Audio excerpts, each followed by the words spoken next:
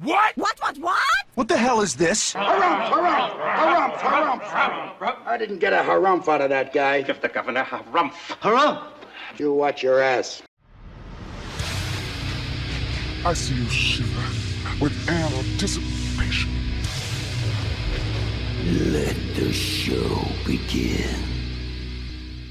Hey everybody, this is David Heretic coming at you with another edition of Reactions, Reviews, and Rants. And tonight... Okay, making their debut on the channel tonight! I hope I pronounced his name right. We have Dimmu Borgir. Yes, indeed. How about that? Dimmu Borgir making their debut on the channel. I hope I pronounced that name right. I really do. Knowing my luck, I probably butchered it. This is a request from Heimdall. And Heimdall wanted to see me react to this song by Dimmu Borgir called Gateways. Now, have I heard the song before? No, I have not. To the best of my knowledge, I have never heard the song before. This does not resonate with me in any way, shape, or form. However, there's always a possibility I may have heard the song in passing and I just don't realize it. So as always, if I start listening to the song and I suddenly go, wait a second, I recognize this, I'll let you know. That's the truth. You know me, I'm going to be honest with you guys. I was told that I would love this band. And the reason I would is because, first of all, I've heard of this band. I've heard of them. I am well aware of their existence. I know they have an image with using some black and white face paint. I'm all in favor of that. I know that they are a symphonic black metal band. I believe, or is it symphonic black death metal band? No, it's symphonic black metal band. They're Norwegian, and I dig that. I was told, because I've mentioned this band several times in the past, because I'm a big Soilwork fan, I was told if I love Soilwork, then I'm probably gonna like these guys. So I've been looking forward to listening to these guys for a long time. These guys have been on my radar for a number of years.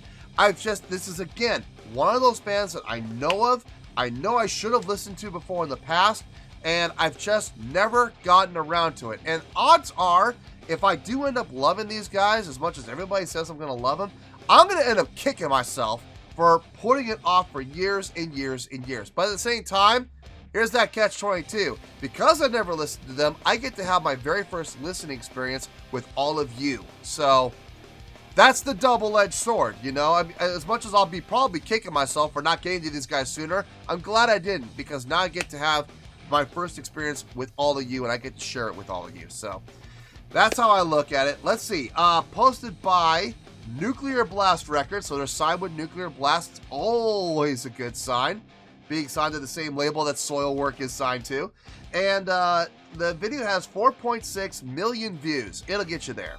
Other than that, there's really nothing else left to say. Link to the original video will be down below in the video description for your viewing pleasure at your leisure. Let's get started. What do you say? You ready? Are you ready? I'm really excited about this, actually. I've been looking forward to checking these guys out for a while now, so I'm ready. I hope you are too, because here we go. All right, here we go. Dimmu Borgir. I hope I'm pronouncing that name right. Gateways, live, Forces of the Northern Night. So this is a live performance, even better. I get to see these guys live. Cool. All right, let's do this. All right, boy, let's do this! Spektrum. Er klare for en symfonisk metal-aften med Dimmu Borgir I kveld? Er klare? Neste låt ut, Gateways. Da kan dere kanskje gjette hvem vi har med oss I kveld. Ingen andre enn Agnete Fjadjerv.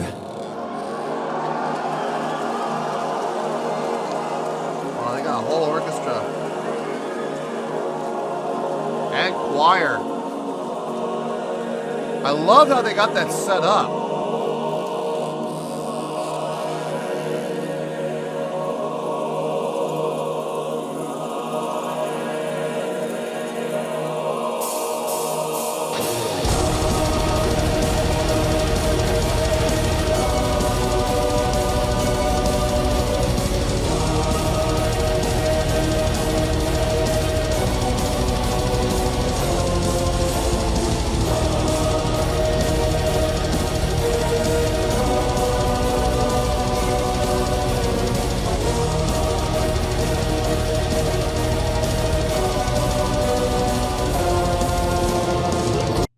I love the setup they have on the stage. They got band front and center.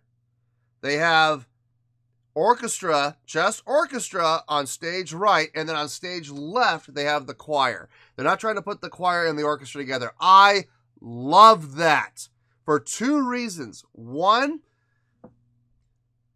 it spreads out and utilizes the entire stage without taking away from the depth of the stage. Quite often when bands play with symphonies or they play with choirs, they'll put the symphony or the choir or both in the back, which takes away from stage depth for the band. And now all they can do is move left and right now.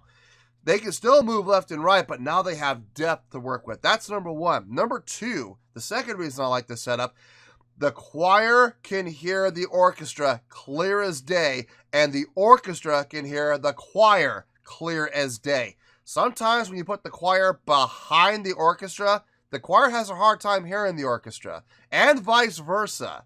So by doing it this way, having them face each other on the wings like that, that's awesome. And I love they have this transparent drop covering them so that when you shine light through from the back, you can see them. You turn those lights off though, and you have the lights facing the front, they disappear. That's cool. That's a great stage effect. Already, I'm liking what I'm seeing. Smart stage setup. Really cool. Let's keep going here.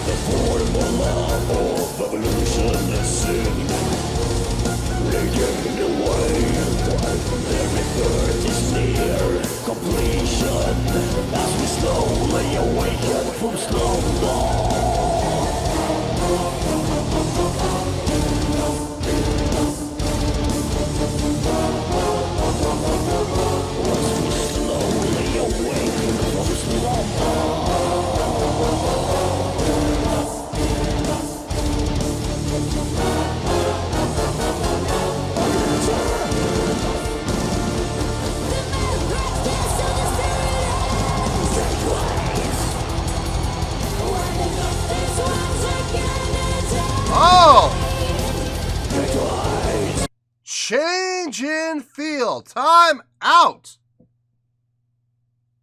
Time out. I didn't see that coming. We got to go back and check that again. No, I don't care. Hey, it's my show. If I want to go back, we're going to go back. I did not see that change in feel coming. That was nice.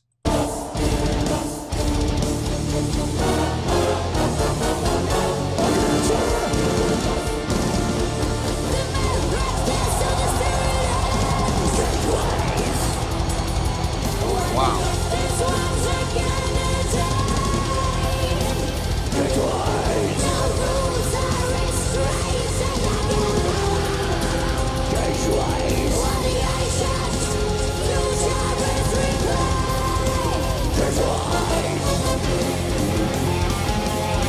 Now it's double time feel.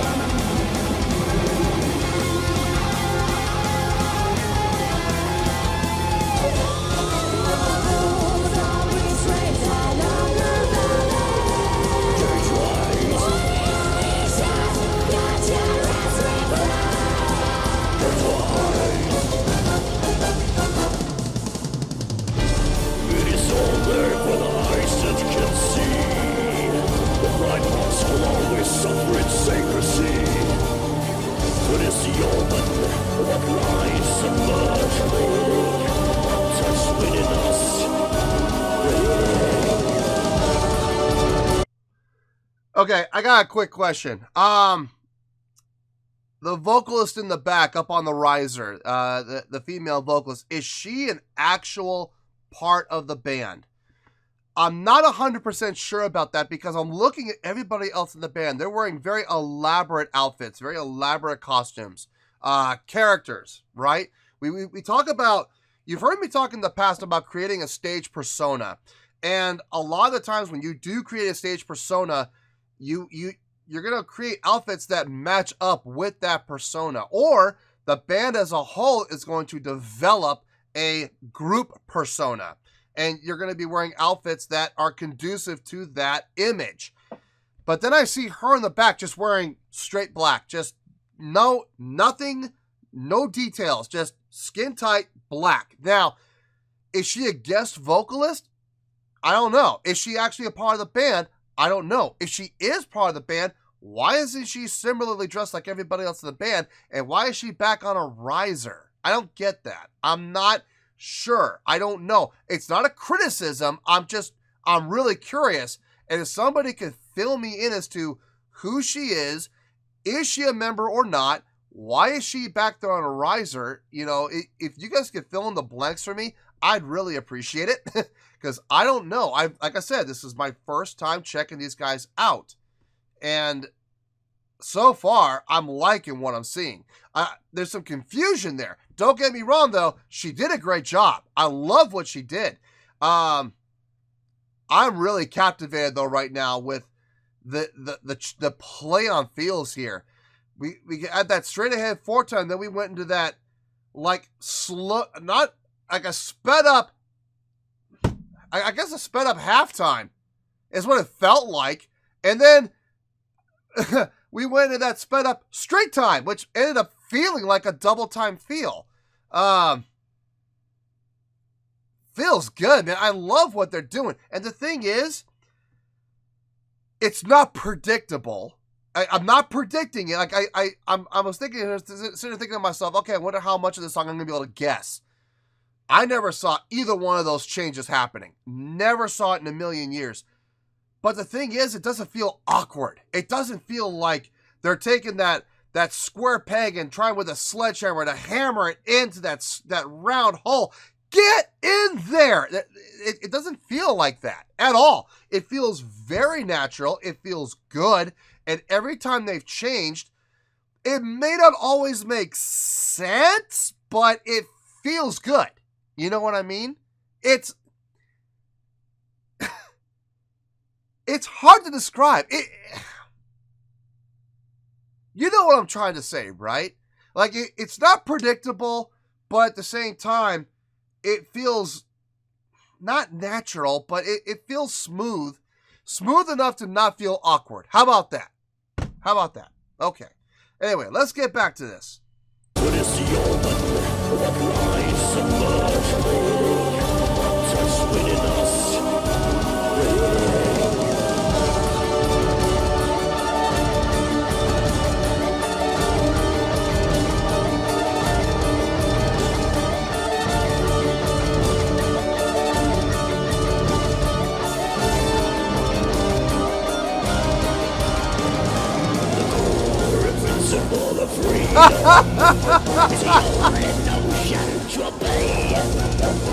Now we're back in the floor again. Evolution and sin, leading the way. The rebirth is near completion. As we slowly awaken from slumber, to receive the light that shines in darkness, the light that shines forevermore, forevermore.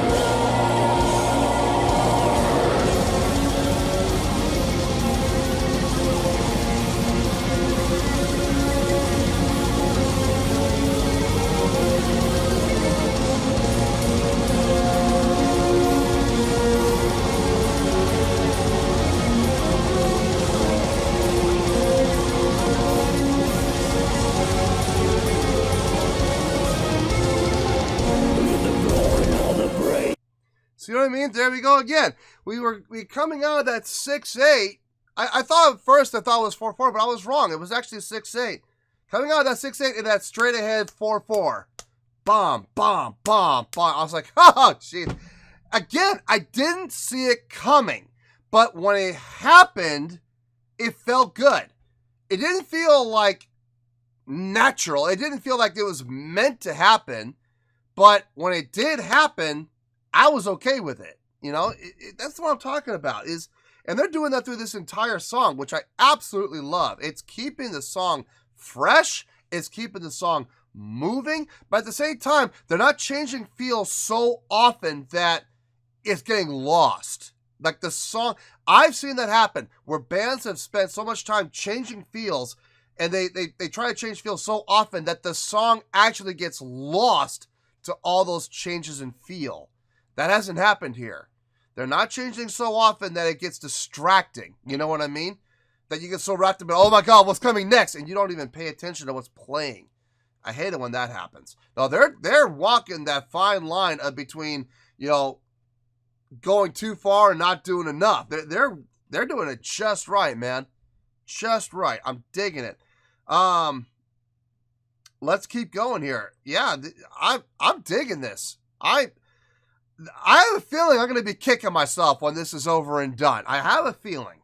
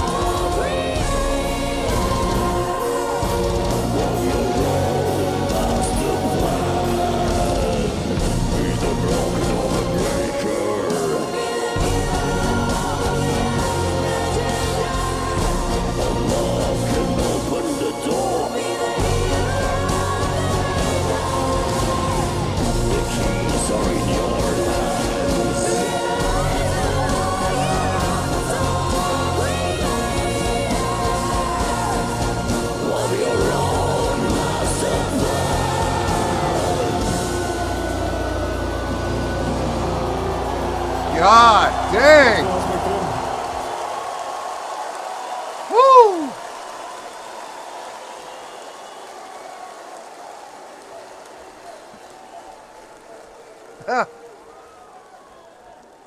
Oh.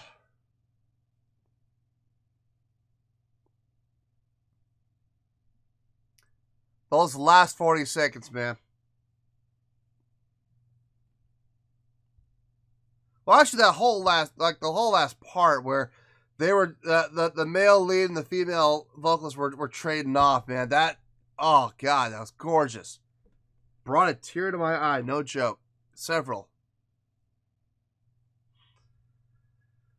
Woo!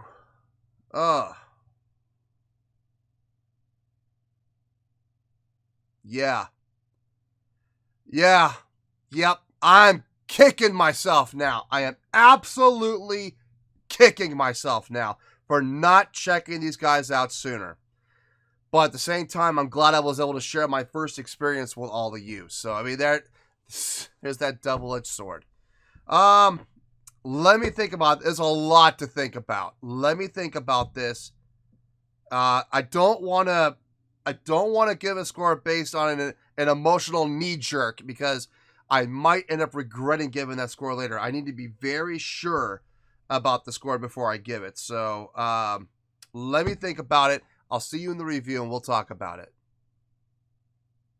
Well, there you go, folks. That was, I really hope I'm pronouncing this name right. That was Dimmu Borgir with Gateways. This was a request from Heimdall. Okay, there's a lot I want to say. There's a lot. So I'm going to do my best to condense it down as much as possible so we're not here for another hour. Okay, I really don't want this to turn into an hour and 20-minute long video.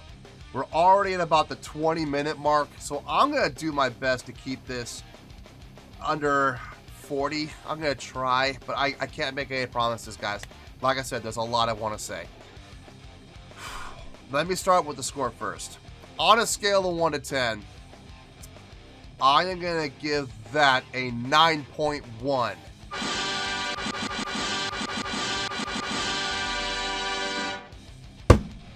Yep, 9.1. You heard me. I didn't stutter. That is the score I feel this song deserves. Let me tell you why. Why? Yeah. I had a feeling I had a feeling within the first minute of listening to this and watching this, this is going to be one of those times where I was going to be kicking myself, because I've heard about this band for about the last, 12 years, 13 years. I've heard about this band. I've had people tell me, you should check them out. You're such a big Soilwork fan, you should check these guys out. And I kept thinking to myself, I'll get around to it. I will. I promise. They're on my radar. I will get around to watching these guys and listening to these guys eventually. And I never did until today. And yes, I am absolutely kicking myself. I could have been enjoying these guys for the last 12 or 13 years since I first was shown the name of the band. And I saw the pictures of the band, and I'm thinking to myself, this looks like a band I could possibly get into. And I never did. And I do not know why.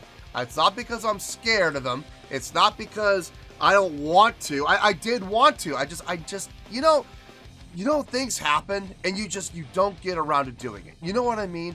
This is one of those cases. I am kicking myself, but at the same time, if I had, then I may not have been able to do this with you guys and have you enjoy this with me for the first time. So it's that double-edged sword. It's that catch-22. I loved this. I absolutely loved this. There was not a single thing about this that I did not enjoy. Okay? I want to be very clear on that, because I know a lot of people are going, well, if you loved it so much, why are you giving it a 9.1? That doesn't sound like you loved it all that much. Guys, it's in the 9s. Listen, if it's in the 9s, I loved it no matter what. I absolutely did. I thoroughly enjoyed this. Now, I'm giving it a 9.1, and one of the reasons I'm giving it a 9.1, and listen, this is not fair, okay? This is absolutely not fair. But this is part of the reality of being a judge, and I'm equating this to going back to my martial arts days when I was judging tournaments. You never give the first competitor, when the first competitor comes up to do their forms, right, their katas, you never give the first competitor a 9.9. You never do. Because if you do, what if someone comes along that's better? You see what I'm saying? I will never give a 9.9 to the very first time I see an artist, you know? I took a big risk when I gave Nightwish a 9.8 on the very first song I heard from them, which was Ghost Love Score. I took a big risk with that, because when I gave the score, in the comments, people were making the comments, what's going to happen when you see Poet and the Pendulum? What's going to happen when you see Greatest Show on Earth? Luckily, I loved Ghost Love Score a little bit more than I loved Poet and the Pendulum. Not much. I gave Poet and the Pendulum a 9.7. But what if that had happened? What if I had liked Poet and the Pendulum and Greatest Show on Earth more than Ghost Love Score? I would have been in big trouble. I would have literally painted myself into a corner. I took a big risk with Ghost Love Score, giving it a 9.8. Luckily, it worked out. I do not want that to happen here. I want to give myself some room, because I have a feeling I'm going to be getting people over on the Patreon page requesting more of these guys. And listen, I am all in favor of that. I really am, because I would love to see more of these guys. Now, if nobody goes on Patreon and nobody requests more of these guys, that's okay. I'll do it on my own. I'll do it on my own private time. Unfortunately, you won't be able to see it with me, but I'm still going to do it on my own. Why? Because I enjoyed these guys. I loved everything about this. The song itself. Let's start with the song.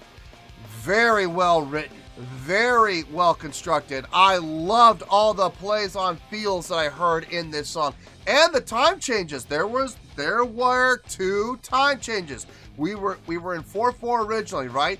We did have that shift into 6/8. I thought it was a slowed down or a sped up halftime. That's what I thought it was originally. Wrong. It went into 6/8. I didn't realize it until I came out talking and I listened to it a little bit more. I'm like, wait a minute, now hold on there. And I was watching the musicians headbang, and I'm like, That's 6/8. Oh, okay, now it all makes sense. And right as I figured it out, they shifted back into a straight 4/4.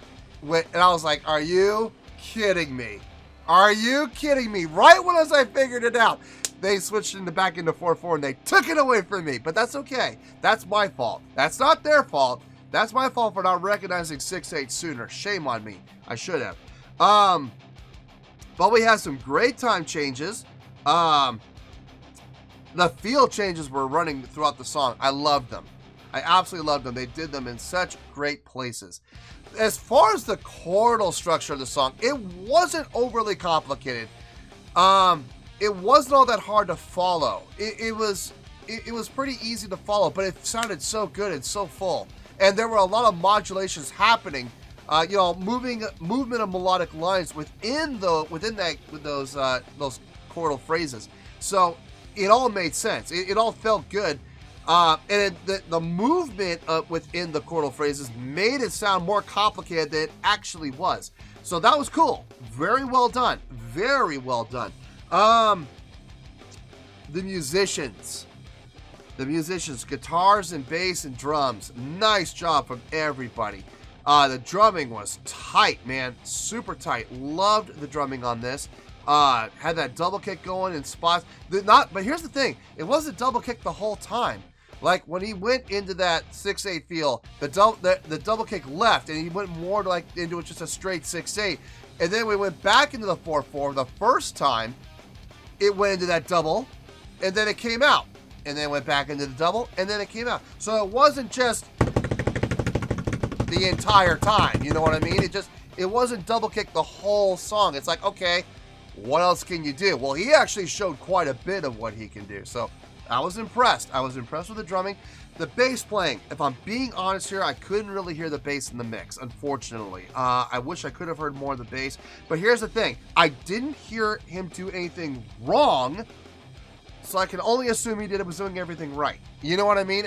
Unless he was just being completely buried in the mix. But I can't believe for 1 second that anybody would intentionally do that.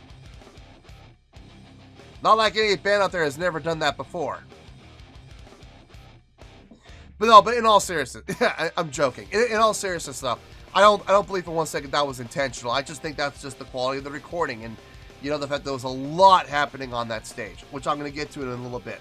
But the guitar sounded great. I love the guitar tone. It was thick, but it wasn't so thick that it became muddy. I was a little worried at first when I heard the guitar tone, and I heard that they were doing those 16th, 30-second notes. They're actually doing 30-second notes. And I thought to myself, oh God, no. Oh God, no. They're using such a thick patch, so 30-second notes are going to get cut. Nope. Their picking was so tight that it didn't get muddled up, despite the fact that they had those thick guitar tones going. That's impressive, man. I'm sorry. I don't care who you are. That is impressive. The vocals on this. The lead vocalist, I dug him a lot. I really did. The female vocalist, if I'm being honest here, I kind of feel, for me personally, I kind of feel like she stole the show a little bit. Now, I'm curious. And I asked this question during the video. Is she actually a member of the band? And I don't know that because everybody else in the band is dressed a certain way. They're all wearing very similar style. They're wearing very similar color scheme and everything. And then here she is wearing that skin tight, for lack of a better word, that body leotard. Just straight black. So she kind of stuck out, and she was putting the back on a riser until about the last minute and a half of the song, where she came up to the front of the stage. So I don't know if she's actually an official member of the band or not. I hope she is. I really do, but I don't want to make any assumptions. So down in the comments, I'm sure you guys are going to let me know if she is in fact a full-time member of the band. And if she is, why was she in the back on a riser? Why wasn't she up in the front with everybody else? And why is she dressed differently than everybody else? I don't know. I'm curious. Remember, this is not a criticism. I'm curious. I'd like to know why these things are the way they are. I'd like to know how this band thinks and how this band operates. But both of them, when they came to that last minute, man, I'm not going to lie, I started to feel myself getting choked up. And I was like, no. no, hold it down, hold it down, hold it together. And then like the last like 30 seconds, I couldn't. And I started to tear up. Yeah, as Ric Flair would say, with a tear in my eye. Yeah, that's right. And that ain't no joke. That ain't no joke. They invoked an emotional response out of me. What they did. And not every band can say they've done that. Nightwish has. Baby Metal has. Not so much Pearl Jam. Eddie Vedder did. A couple of times Eddie Vedder has. With some of his solo stuff. But there aren't many, and there's a few others that are, I know that have, but I can't think of them off the top of my head. But not every band that comes in here gets an emotional response out of me, especially on the first viewing. I didn't get Baby Metal didn't get any tears out of me until the third video. So I was like, that was a shock. So for them to get an emotional response out of me on the first video, that says something. That definitely says something. So good on them. That formula works, and I really do hope that female vocalist is part of the band. Now, let's talk about the presentation. Let's talk about the production. Let's talk about the performance, okay? We talked enough about the song and the musicianship. Great production. I loved the stage setup. I cannot say enough about that stage setup. Having the symphony orchestra all the way on stage right, facing center stage, the choir all the way on stage left, also facing center stage, facing each other. How cool was that? And I'll tell you why. I know I already said it why, but I'm going to say it again. Number one, whenever you have a band that's playing with a symphonic orchestra or a choir or both, they will usually put the orchestra and or the choir in the back. Well, then when they do that, that takes away from stage depth. So now the band is forced to rely more on moving side to side, you know? With this setup, the band is able to keep that stage depth while still being able to move side to side quite a bit. Yeah, they lose some left and right. No big deal. Okay, in my opinion, it's no big deal. The other thing it does is it forces the choir and the symphonic orchestra to be able to hear each other far better than if you have one in front of the other. If you have the choir in the back behind the symphonic orchestra can definitely hear the choir without question. But the choir can't always hear the symphonic orchestra as well. You know what I mean? Or flip it and it's the other way around. So by having them face each other, you're not giving them any choice. They have to hear each other. I couldn't help though that notice that pretty much everybody had in-ears in. These little beauties, yeah. Pretty much everybody had those in. Man, these things are a lifesaver. I'm telling you, if you've never listened to music with these before, you really should. Get yourself a pair. It doesn't matter what brand it is. I use Ultimate Ears, and that's what they were using too. That's what like 80% of the industry uses is Ultimate Ears. There's other brands out there, but I love Ultimate Ears. But I couldn't help but notice that pretty much everybody in the choir and the orchestra had these in too, so that definitely helps. That definitely helps. But if they hadn't had those in, they could have had a much better chance of hearing each other through the use of wedges and through just pure, stage positioning. Having the choir there, having the symphonic orchestra, did that help the show? Yeah, it definitely helped. It definitely added to the overall presentation. I wonder how this song sounds without them, though. I'd be curious to hear what this song sounds like without a live symphony orchestra and without a full choir backing them up. I don't know. I'm gonna have to check it out, and I'll check that out on my own for sure. But no, overall, this was a very enjoyable experience. I absolutely loved this. There was nothing about this that I can criticize. I can't find a single critique, a single criticism in this whatsoever. I enjoyed everything about it, from the song writing all the way up through the stage presentation. Loved everything about it. So that is what, and they even got an emotional response out of me. They even brought tears to my eyes. So I wasn't a sobbing mess, but I still got teary-eyed. There's no denying that. So that is why they're getting the 9.1. I want to give them some room for what comes next. Is that fair? No, it's not fair. But you know what? Life isn't always fair, guys. It isn't. They're still getting a 9.1 on their debut. And how many bands can say on their first time on the channel, they shot out of the cannon with a 9.1? How many bands can say that? Only one band comes to mind. And that would be Nightwish. No other band has done it. So, 9.1, final score, I have spoken. Well, that's going to do it for this edition of Reactions, Reviews, and Rants. Hope you have enjoyed the show. Hopefully I was able to entertain you. If I was able to put a smile on your face and brighten your day, then I did my job, and I'm so glad I could do it. If you guys feel like joining the fan base, go ahead and click on that button down there. If you guys want to like the video, go ahead and like the video. If you guys want to ring the bell, go ahead and ring the bell. It honestly doesn't make any difference at all to me, but if you guys feel like doing these things, then by all means, feel free to do so. Well, that's going to do it for tonight, folks. Thank you very much for watching, and as always, this is David Heretic signing off, reminding you to stay fabulous and support each other. Later. Peace.